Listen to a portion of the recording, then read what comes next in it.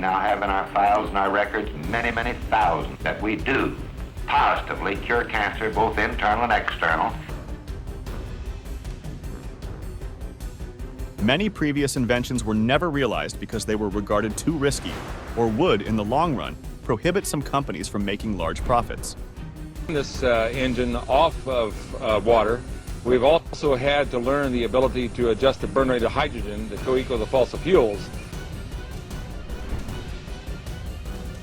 Join us as we explore suppressed technologies, their inventors eliminated.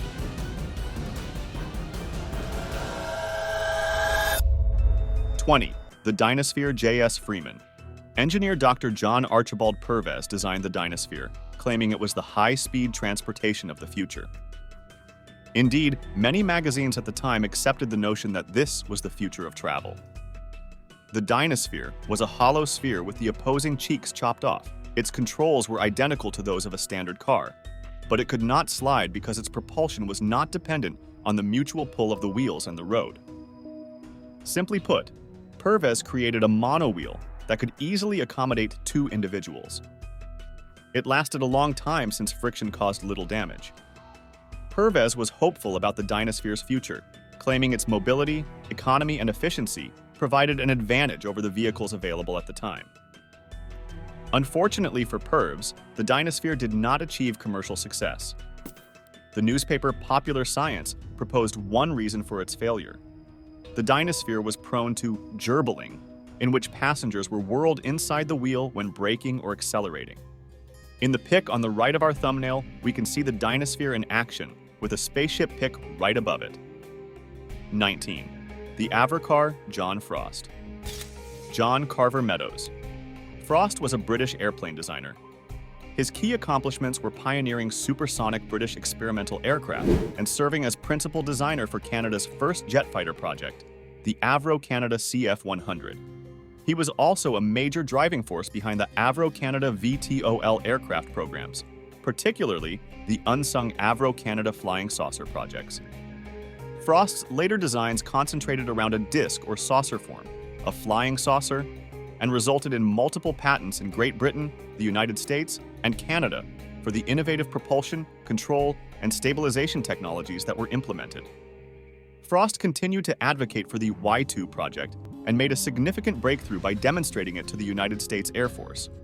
Frost was able to continue his studies after receiving financing from the Americans.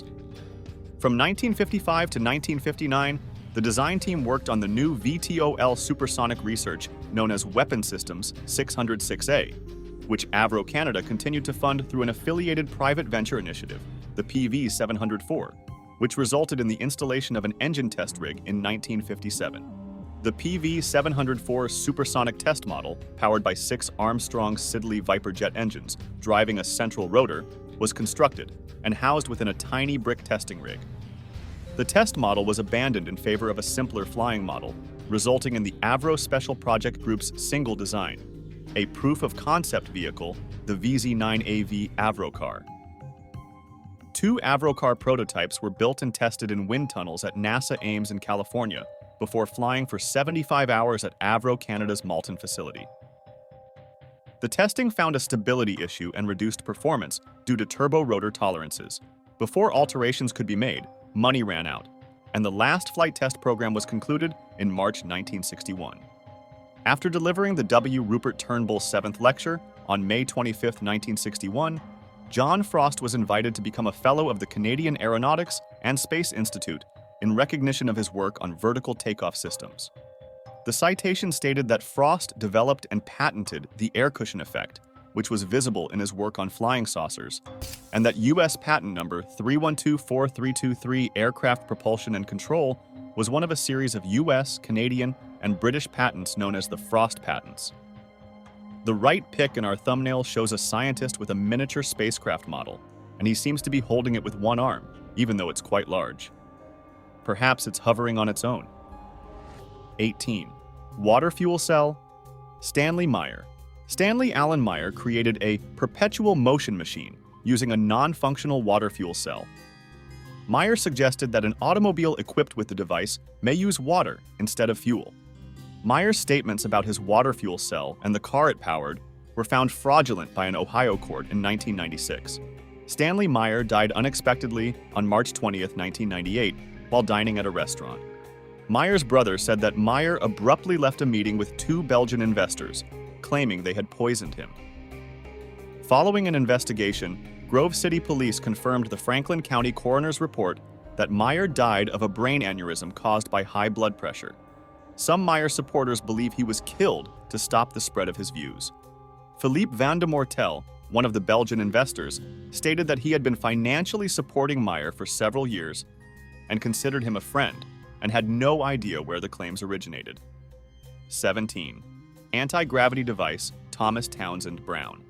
Thomas Townsend Brown was an American inventor who believed he had discovered a form of anti-gravity caused by high electric fields after researching odd electrical phenomena. Instead of an anti-gravity force, Brown's observations have been attributed to electrohydrodynamics, the movement of charged particles that transfer their momentum to surrounding neutral particles in air, often known as ionic drift or ionic wind. For most of his life, Brown labored to develop and market gadgets based on his ideas for use in business and the military. The phenomena were dubbed the Biefeld-Brown effect and electrogravitics. Brown's results prompted other amateur experimenters to develop ionic propulsion lifters powered by high voltage. There are still allegations that Brown discovered anti-gravity, which is well known within the mysterious flying object community and has sparked several conspiracy theories. 16. Tom Ogle carburetor. In 1977, El Paso inventor Tom Ogle made national headlines when he drove an El Paso Times reporter from El Paso to Deming and back on 2 gallons of gasoline. However, Ogle's invention never took off. If you Google his name, you'll find numerous explanations why it didn't. The 24-year-old inventor-mechanic got behind the wheel of his 1970 Ford Galaxy and drove down the road toward the dusty New Mexico town with the prospect of fame, money, and a solution to the energy dilemma. With only 2 gallons of fuel in the tank, Ogle provided compelling evidence that the tangle of red hoses and tubes racing between the back of the 5,000-pound car and the engine worked as advertised, providing more than 100 miles per gallon while averaging over 60 miles per hour. Indeed, amid a day of automotive and personal achievement, the only sour note was Ogle's failure to return his gas saver to El Paso on time. On the outskirts of town, just a few kilometers from his destination, a pebble struck the underside of the car, puncturing a filter and enabling the gas fumes to escape. But it didn't really matter at the time. Ogle had driven 205 miles on just less than 2 gallons of gasoline. When the priceless liquid was originally poured into the tank, some of it spilled. Ogle had many adversaries and individuals who wanted to undermine him. On August 19, 1981, Ogle, 26, died of what medical examiners described as an alcohol and drug overdose with substantial levels of Darvin, a sedative found in his body. He had been drinking in a Northeast tavern before collapsing at a friend's home. 15. Orgone generator Wilhelm Reich. A cloudbuster was a device designed by Austrian psychotherapist Wilhelm Reich, who claimed it could cause rain by manipulating orgone energy in the atmosphere. The cloudbuster was intended to be used in the same way that a lightning rod is, by concentrating it on a point in the sky and grounding it in a substance thought to absorb orgone, such as a body of water. Orgone energy would be removed from the atmosphere, resulting in the formation of clouds and rain. Reich conducted dozens of trials with the cloudbuster, describing his findings as cosmic orgone engineering. There have been no documented reports of a cloudbuster working and causing major weather change, such as rain. Orgone therapy was traditionally regarded as a pseudoscience. 14. AOW wagon Valerian Abakovsky. Valerian Abakovsky, a Soviet engineer from Latvia, designed the Aerowagon or Aeromoto wagon, an experimental high-speed railcar powered by an aviation engine and using propeller traction. It achieved speeds of up to 87 miles per hour. The Aerowagon was designed to convey essential documents quickly, as well as Soviet officials on government business. On July 24, 1921, a delegation from the First Congress of the Profintern, led by Fyodor Sergeyev, boarded the Aerowagon from Moscow to the Tula collieries to speak with local miners and tour an armaments plant. Abakovsky was also on board. Although they successfully arrived in Tula, the Aerowagon derailed at high speed near Serpukhov on the way back to Moscow, killing 6 of the 22 passengers. A 7th man later died from his injuries. An official inquiry determined that the reason of the derailment was the railway track's poor condition. Artyom Sergeyev said Trotsky was behind the sabotage. 13. The Hoxsey tonic. Hoxsey therapy, commonly referred to as the Hoxsey method, is an alternative medical treatment that purports to cure cancer. The treatment includes a caustic herbal paste for external malignancies and an herbal mixture for internal cancers, as well as laxatives, douches, vitamin supplements, and dietary changes.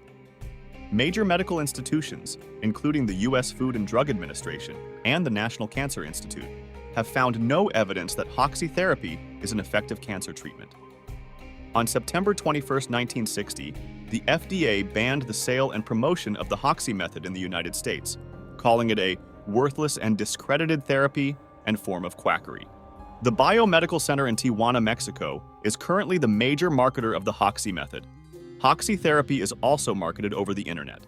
In June 2008, the FDA National Health Fraud Coordinator claimed that there was no scientific proof and that it had no utility in treating cancer. But customers may go online right now and find all sorts of bogus claims that Hoxsey treatment is successful against the disease. 12. Cold fusion, Martin Fleischmann, and Stanley Pons. Eugene Franklin Malov was an American physicist, science writer, editor, and publisher of Infinite Energy magazine, and the founder of the nonprofit New Energy Foundation. He was a proponent of cold fusion research, as well as other experimental alternative energy themes known as fringe science. Malov's book, Fire from Ice, covers Stanley Pons and Martin Fleischmann's 1989 study on tabletop cold fusion at the University of Utah. According to the book, the team produced greater than unity output energy in an experiment that was successfully replicated several times, but the results were suppressed through an organized campaign of ridicule from mainstream physicists, including those studying controlled thermonuclear fusion, to protect their research and funding.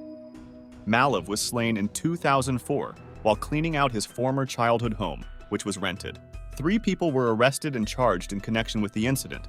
2 were convicted of first-degree manslaughter and murder, and the 3rd pleaded guilty to obstructing justice. 11. Tucker Automobile, Preston Tucker. Preston Tucker only manufactured 51 cars, but if you discover one of the 47 surviving cars today in any condition, the rear-engine Tucker 48 will continue to astound. If you're seeking for a perfect example, RM Sotheby's may have it, offering it at its Arizona sale for an estimated $1,250,000 to $1,500,000 with no reserve. Number 1029 is a critical component of the Tucker problem. It was created just after the Indianapolis prototype, which rolled over and continued driving, performing the same 90 miles per hour loops around the track as the other of Tucker's test vehicles. Then, this silver machine became the star of Tucker's promotional launch film, The Tucker, The Man and the Car, which was shot in full color.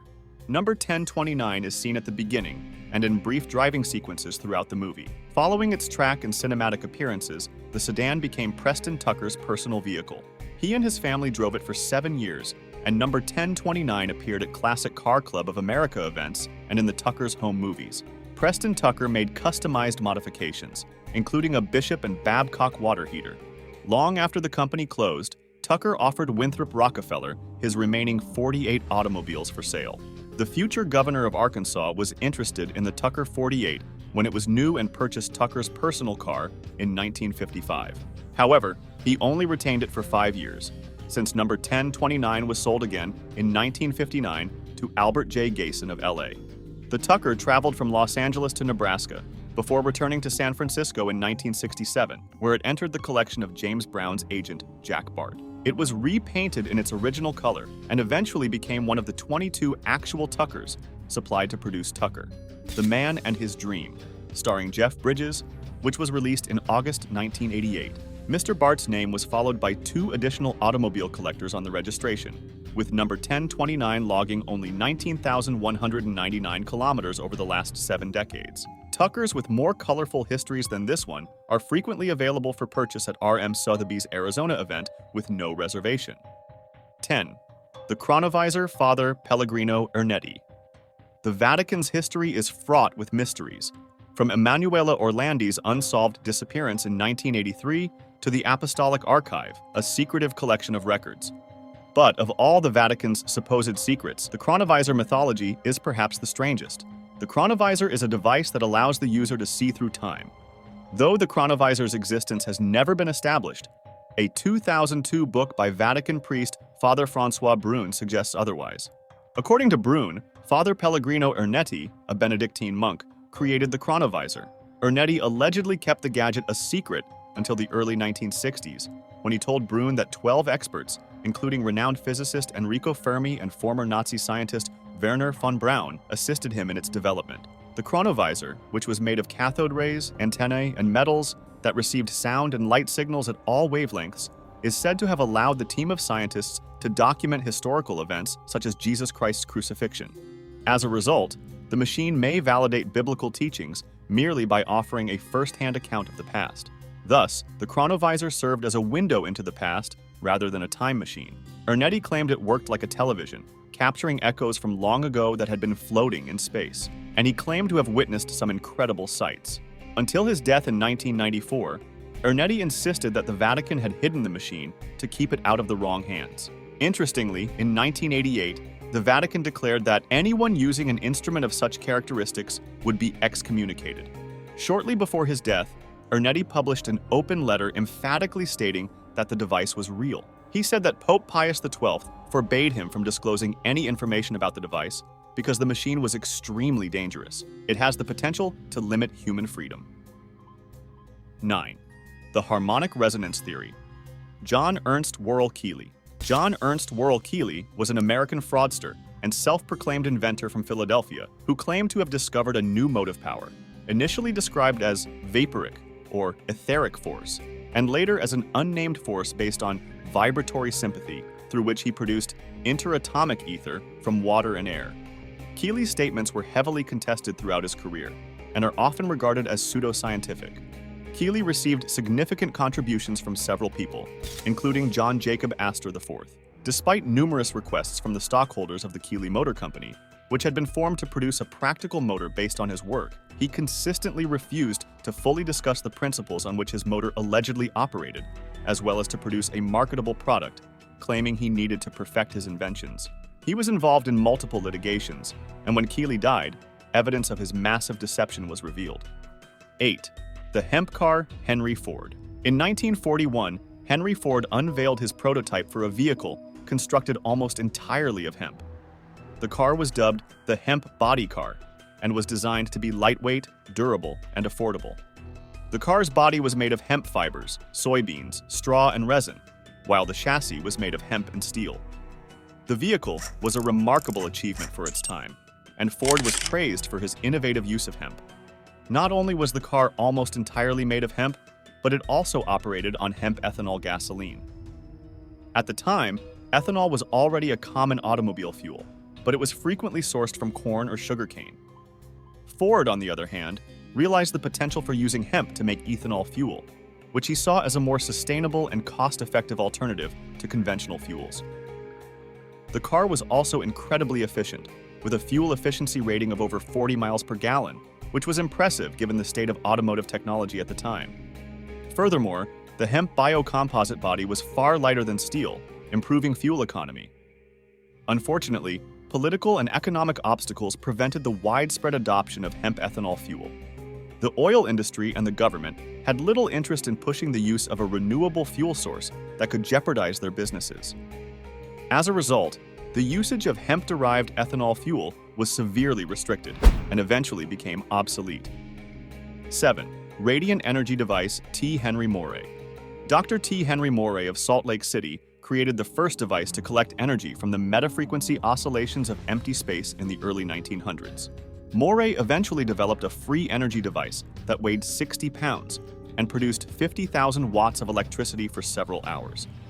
Ironically, despite repeatedly exhibiting his invention to scientists and engineers, Moray was unable to find funding to further develop the device into a viable power station capable of producing electrical power on a big scale.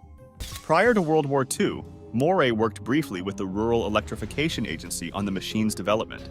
At the time, the REA was said to be infiltrated by communist followers and high-ranking personnel with a characteristic pink tinge.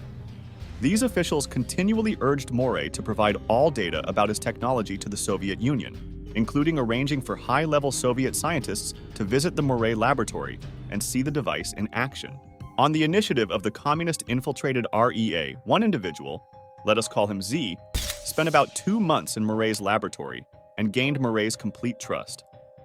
Moray eventually revealed most of the secrets behind the creation of his valve to Z, the only person in whom Moray had ever completely confided. There is strong evidence that Z was a Soviet operator, and that here is where the Soviets first received the concept to build the hyperspace amplifiers that would later be used in their psychotronic weapons. 6. The Wasp X-Jet. The Williams X-Jet, created by Williams International, was a small, single-person, lightweight vertical takeoff and landing aircraft powered by a modified Williams F-107 turbofan engine, designated WR-197, with some minor changes. The craft earned the nickname the Flying Pulpit due to its shape. It was designed to transport one operator and could be controlled by leaning in the desired direction while adjusting engine output power. It could move in any direction, accelerate swiftly, hover and revolve on its axis, stay aloft for up to 45 minutes, and reach speeds of up to 60 miles per hour. The U.S. Army evaluated it in the 1980s, but it was found to be inferior to the capabilities of helicopters and small, uncrewed aircraft, so the X-Jet program was discontinued. 5. EV-1 electric car. The EV-1, often known as the GM EV-1, is a battery electric vehicle produced by the American car maker General Motors. It was produced from 1996 until its demise in 1999. However, the EV-1 program ended 4 years later. The General Motors EV-1, a subcompact car, was the first mass-produced, purpose-built battery electric vehicle. The EV-1 concept dates to 1990, when General Motors introduced the battery electric impact prototype, which strongly impacted the design of the actual EV-1. The California Air Resources Board enacted a rule in 1990 mandating the 7 top automakers in the United States to produce and sell zero-emission automobiles to continue serving the California market. Mass production started in 1996. In the early stages of production, most of them were leased to consumers in California, Arizona, and Georgia. Within a year of the EV-1's introduction, leasing programs were implemented in numerous other American states. In 1998, General Motors made many changes to the EV-1, including a series hybrid, a parallel hybrid, a compressed natural gas variant, and a 4-model car, all of which served as prototypes for future models. Despite encouraging customer feedback, General Motors determined that electric vehicles represented an unprofitable niche in the automobile industry. The company finally crushed most of the vehicles, and General Motors discontinued the EV-1 program in 2001, despite customer protests. 4. The Hendershot Generator. Lester Hendershot spent more than 30 years developing an over-unity gadget that was intended to tap into a magnetic force field. Interestingly, Hendershot appeared to be the only one capable of activating it, but he was unable to provide a satisfactory scientific explanation for how his creation worked. Nonetheless, the fuel-less generator was demonstrated multiple times between 1928 and 1960, and several witnesses, including Charles Lindbergh, attested to its reliability. A demonstration was even presented to the press in the United States, and the equipment met all assessment norms. Newspaper articles illustrated its efficiency, but according to Bill Beatty of KeelyNet, Hendershot ran into political complications when promoting his equipment, attempted to expand his firm to Mexico, and eventually sank into obscurity. 3. Coral Castle. Coral Castle is an oolite limestone edifice designed by the Latvian-American eccentric Edward Leedskalnin. It is situated in an unincorporated area of Miami-Dade County in Florida, between the communities of Homestead and Leisure City. The structure is made up of multiple big stones, each weighing several tons, and molded into different shapes such as slab walls, tables, chairs, a crescent moon, a water fountain, and a sundial. It is now a privately operated tourist attraction. Coral Castle is well known for the tales surrounding its creation, which claim Leedskalnin built it alone, using reverse magnetism or supernatural abilities to move and cut the stone. 2. Wardenclyffe Tower. Tesla was widely regarded as America's best electrical engineer by 1900, having enthralled the world with his groundbreaking breakthroughs and win over Thomas Edison in the Battle of Currents. He then launched his most ambitious project to date, the Wardenclyffe Transmission Tower. The Wardenclyffe complex, constructed between 1901 and 1905, was based on another of Tesla's innovative ideas. Tesla planned to use the tower to create what was previously thought to be impossible: a global wireless communication system. The tower would serve as the prototype for a system that would use the Earth as a conductor to transmit music, news, stock market information, secure military communications, and even facsimile images across the world. It was a foresightful attempt to create a telecommunications infrastructure like what the internet offers today, but fully wireless. However, Tesla had a far more ambitious concept for the massive Wardenclyffe Tower. He had previously proved that high-frequency signals could be transmitted wirelessly using his own Tesla coil transformers, which sparked a lifelong obsession: wireless energy transmission. Unfortunately, Tesla's grandiose goals for Wardenclyffe exceeded his resources and the patience of his supporters. The project ran into financial difficulties before completion, and the unfinished tower was eventually razed in 1917 to meet Tesla's obligations. What was once a renowned laboratory full of wonderful Tesla inventions is now a barren monument to his most ambitious concept. 1. Rife machines. Royal Raymond Rife was an American inventor and pioneer of high-magnification time-lapse cinematography. Rife is best known for his microscopes, which he claimed could examine live microorganisms at magnifications previously thought unattainable, as well as his oscillating beam ray innovation, which he said could treat a variety of maladies by devitalizing disease organisms using radio waves. Although he worked with scientists, doctors, and inventors of the time, and his findings were published in newspapers and scientific journals such as the Smithsonian Institute Annual Report of 1944, they were later rejected by the American Medical Association, the American Cancer Society, and mainstream science. Rife proponents continue to believe that electromagnetic frequency shocks can destroy malignant cells and other disease-causing germs. Most of these claims are unsupported by scientific research, and Rife machines have not been certified for treatment by any health authorities worldwide. Multiple promoters have been convicted of health fraud and sentenced to prison. It's obvious that some of these inventions were blocked by greedy industrialists simply because it wasn't in their interest to let get to market. What is your take on this? Why don't you let us know in the comments below? Well, that's it for now.